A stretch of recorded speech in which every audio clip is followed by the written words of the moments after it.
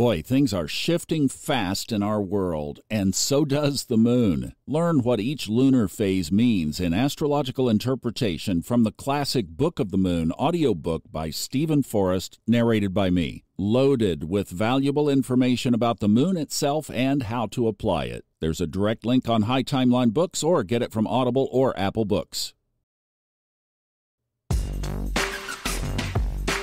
Are any of the rest of you in the United States ready for this just to be over? Like, yes.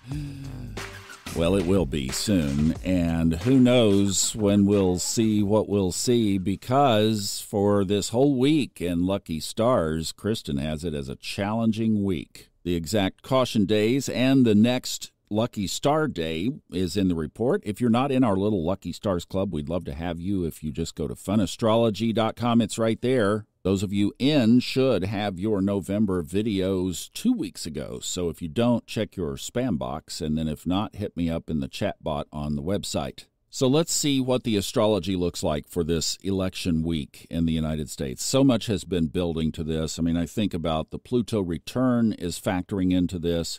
Robert Glasscock's solar arc, Saturn sitting on top of United States Mars in the seventh house of conflict when relationships go bad, right?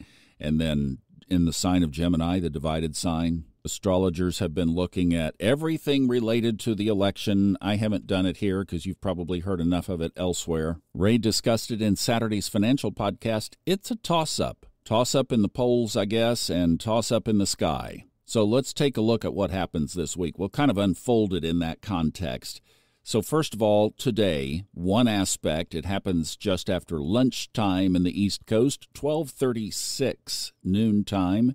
The sun trines Saturn, which of course is in retrograde. When you're talking about the collective, even though it's a trine, I can't help but to think that that aspect right there, even setting the tone for election day, adds Saturnian characteristics of slowdowns, delays, etc. I think we already saw some of that last week, too, and that would have been within the orb. Now, if you just took that aspect alone and flipped it to the positive side, what you might get is that this thing actually comes off okay, because Saturn rules Capricorn. In zodiacal order, that's the 10th house, and that's what we're electing is the chairman of the board, the CEO, the 10th house executive of the country. And Saturn also rules the 11th house in original astrology, in the Chaldean astrology, and that's the collective, by and for the people. The sun represents the nation. So you put all that together positively and represent it in those two houses. If we set enough intentions, you guys, maybe this thing would come out okay.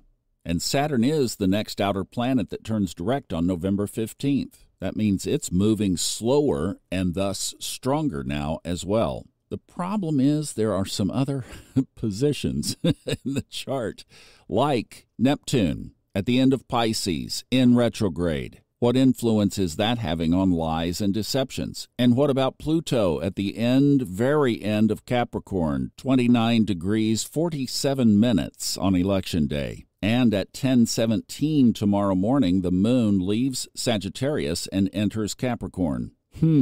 So that means that there's a void of course. When would that happen? Well, it happens at 5:23 a.m. Eastern Time. The last aspect from Luna is a square to Neptune.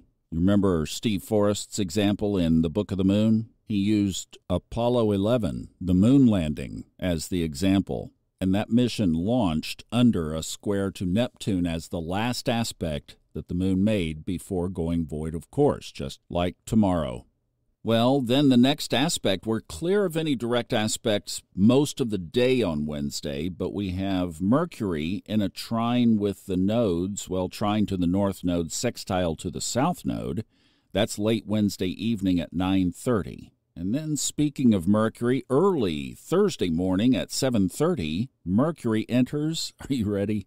Are you sure you're ready? The shadow period. Mercury retrograde begins on the 25th, and on Wednesday we'll take a look at Mercury retrograde versus the moon wobble and see if anything overlaps.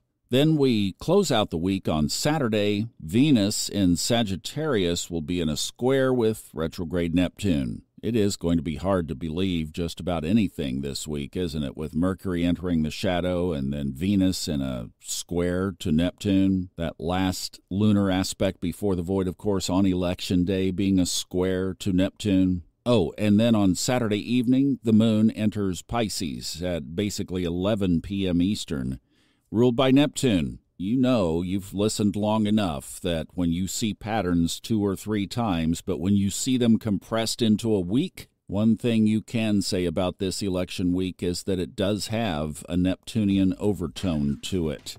Neptune at the later degrees of Pisces in retrograde, sextiling Pluto, coming out of Capricorn, headed towards 0 degrees Aquarius. Did you just get chills?